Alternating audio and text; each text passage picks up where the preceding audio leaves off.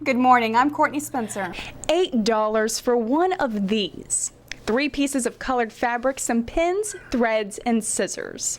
The perfect job for a stay-at-home mom. Yes, to graphic novels. The most common forms of graphic novels are comic books, like this, Spider-Man and other superheroes. The law officials are wanting to impose will make it illegal to text while driving. Instead, you would have to use a hands-free device to use your phone while operating a motor vehicle. Hands-free devices are becoming more popular with increased technology. Voice command options are a nice alternative to distracted driving and are standard in nearly every smartphone on the market. Recession. It's a word we've heard a lot these past few years. Some of the important economic indicators, not all, show that we're pulling out of the Great Recession. It just doesn't feel that way. Too many people still out of work and underemployed, struggling to make ends meet. One of the major epicenters of the recession was the housing market. Banks and other lenders foreclosed on nearly 1.25 million homes through last spring alone. That's a lot of people who never imagined being homeless. Sam Caruso has more. We're here each month with stories about life on the First Coast. Stories about you on topics important to our area. Like any other city, Jacksonville has its own unique culture. From art displays to festivals, where we go and what we do for fun, there's always something happening for people of all ages to enjoy. That's what this show is about. This month, we'll be showing you the stories of people and places that bring the First Coast to life. Fryman says she wants the conference to become an annual event for the school. Up next, art, music, and venues galore. We'll take a look at some of the exciting events going on around Jacksonville, so stick around. Katie Monin is an assistant professor of literacy at the University of North Florida. She's also an author. Her books are about teaching graphic novels in the classroom. Yes, graphic novels. From the looks of her office, you can see her passion. She says her passion actually started on 9/11.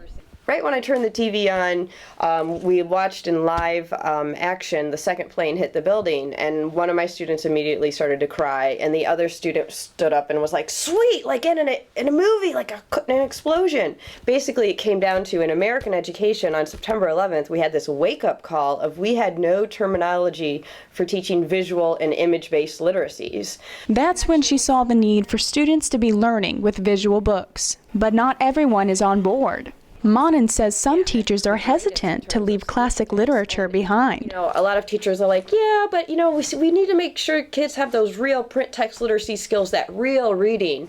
But if you look at the world outside of the school building, the world has already decided whether or not we're going to be print text literacy based or image literacy based. They've said yes. Yes, to graphic novels. The most common forms of graphic novels are comic books, like this, Spider-Man and other superheroes. In the classroom, Monin teaches teachers. She teaches the importance of using image-based literacy methods to UNF education majors. Elementary education major Buka Forrester says Monin helps define graphic novels as educators rather than entertainers. Most people immediately think with graphic novels and comics, Superman, Spider-Man, the hero stuff, nothing educational, which is not true, obviously, and she brings that into the classroom and does a really good job at expressing that and breaking down those barriers that those things should not be brought into an educational atmosphere.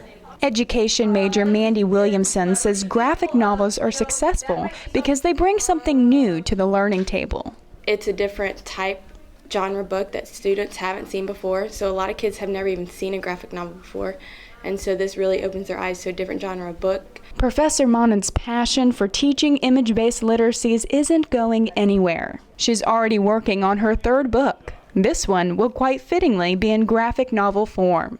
Despite those who oppose, Monin says graphic novels are the things of the future. There's a lot of criticism in schools, put your iPods away, put your iPads away, put your phones away. It's really, we should be embracing these technologies and empowering kids to use them in strong literacy learning ways.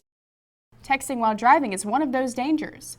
I'd like you to meet a man who learned all about those dangers firsthand. Devin Schiebel is a doctoral student in educational leadership at the University of North Florida. He had an unfortunate experience with texting and driving 4 years ago. I was driving down a one-way street, and while I was going through a flashing yellow light, someone had ran the flashing red at the intersection and T-boned my car from the passenger side. Schiebel was the victim in the car accident. Even though it wasn't his fault, the accident caused him to change the way he drives. After the accident occurred 4 years ago, I was very cautious when driving, and I had been someone who would text and drive before that accident, but that really opened my eyes to the dangers of it. Danger is right. Nearly 20% of car accidents are due to distracted driving. JSO Traffic Enforcement Officer Kenneth Guthrie says distracted driving involves more than just texting or using a cell phone. Underneath the careless driving statute, if you do anything, whether it be eating, whether it be drinking a soda, or even look over to grab something out of, if there's anything that distracts you from driving, no matter what it is, that can be articulated as careless driving within the state of Florida. Guthrie says texting is the latest threat to safe driving. You're driving a 2,000-pound vehicle down the road, and you're texting. You're not devoting your sole purpose of driving that vehicle, and it's distracting. And the ultimate result is, one, you could hurt yourself, hurt somebody else. Whether it be an injury or whether it be a fatality, it happens on a daily basis. Texting while driving is already banned in 30 states. Lawmakers are working hard to add Florida to the list. The law officials are wanting to impose will make it illegal to text while driving. Instead, you would have to use a hands-free device to use your phone while operating a motor vehicle. Hands-free devices are becoming more popular with increased technology. Voice command options are a nice alternative to distracted driving and are standard in nearly every smartphone on the market. Officer Guthrie proposes another, very common sense alternative. Pull over and stop. If it's that important that you're in a conversation to carry on with somebody and you don't want to talk on the phone, then you need to pull over. Even though Schiebel claims his car accident opened his eyes to the risk of texting while driving, he admits to sometimes taking that risk. Unfortunately, it's so commonplace in our society and with instant gratification and instant communication that I sometimes find myself falling back into that same trap that caused the accident originally.